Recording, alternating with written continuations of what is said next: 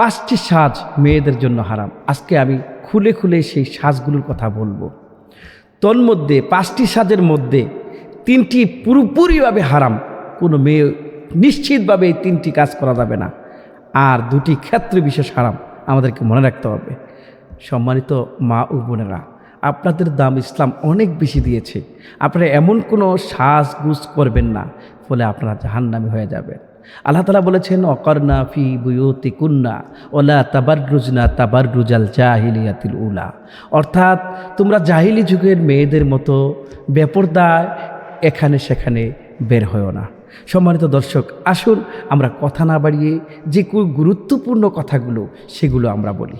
সে গুরুত্বপূর্ণ কথার মধ্যে সর্বপ্রথমে যেটা কোনো পরনারীর জন্য অর্থাৎ নারীর জন্য হারাম, সেটা হলো কৃত্রিম চুল লাগিয়ে নিজের সৌন্দর্য বাড়ানো।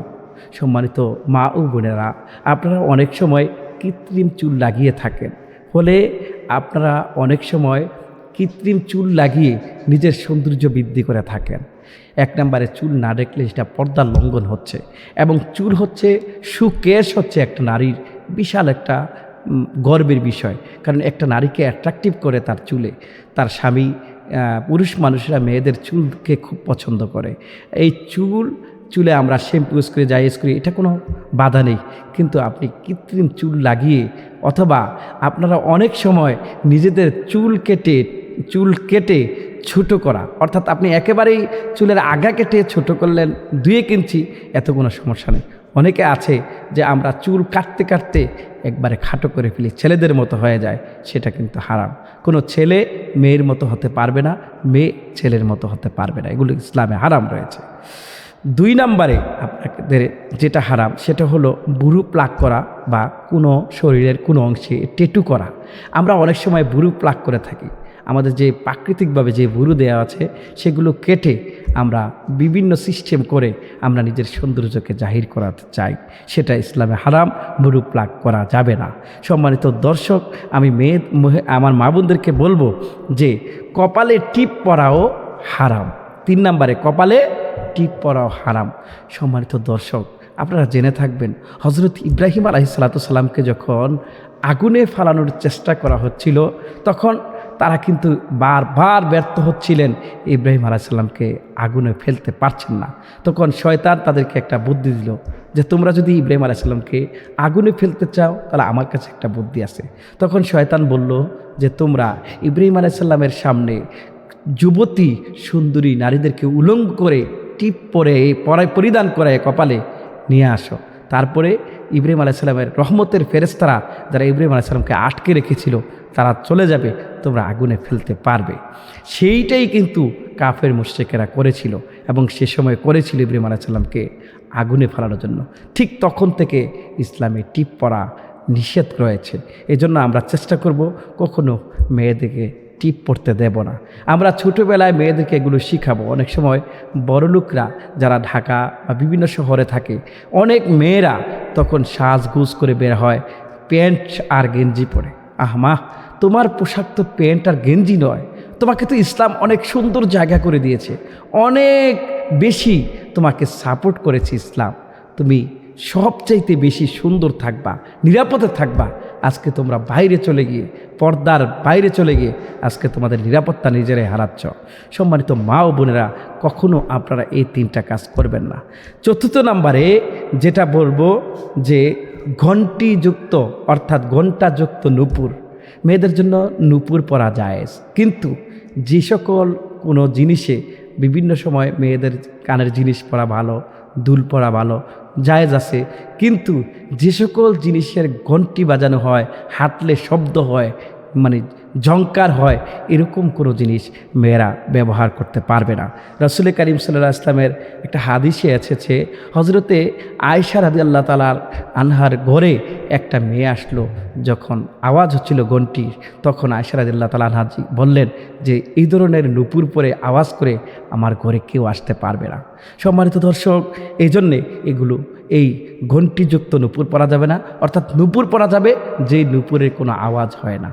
মেয়েরা এই জন্যে 5 নম্বরে কোনো মেয়ে সুগন্ধি পরে হাঁটতে পারবে না। অর্থাৎ অনেক সময় লোকালয়ে অনেক মেয়েরা, অর্থাৎ ঢাকা শহরে আমরা গেলে অনেক সময় বিভিন্ন জায়গায় দেখতে পাই, বিবাহ অনুষ্ঠানে অথবা বিভিন্ন বাজারে মার্কেটে এমন সুন্দর সুগন্ধি তেল অথবা সুগন্ধি জাতীয় জিনিস দিয়ে মেয়েরা বের হয় যাতে করে পুরুষদেরকে আকৃষ্ট করে।